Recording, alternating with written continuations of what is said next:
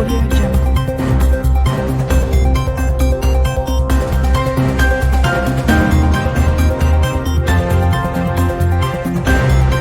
வணக்கம். தமிழன் செய்தி களம். சீர்காழி அருகே புத்தூர் ஸ்ரீனிவாசா சுப்பராயா அரசு தொழில்நுட்ப கல்லூரியில் ஆட்டம் பாட்டத்துடன் சமத்துவ பொங்கல் கொண்டாட்டம்.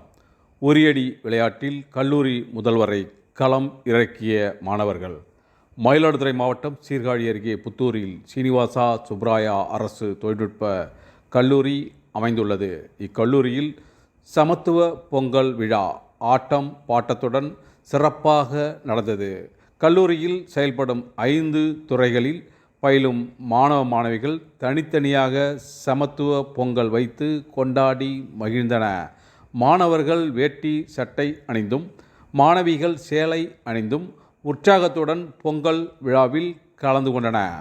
தொடர்ந்து விழாவில் ஒரு பகுதியாக உரியடி விளையாட்டு நடைபெற்றது. அப்போது பல மாணவர்கள் மேலே கட்டியிருந்த பானையை அடிக்க முடியாமல் திணறிய போது கல்லூரி முதல்வர் குமாரை மாணவர்கள் திடீரென களத்தில் இறக்கினர். அப்போது கல்லூரி முதல்வர் குமார் சரியாக பானையை உடைத்து பரிசு தொகையை வென்றது மாணவர்களிடையே கலகலப்பையும் மகிழ்ச்சியையும் ஏற்படுத்தியது குறிப்பிடத்தக்கது.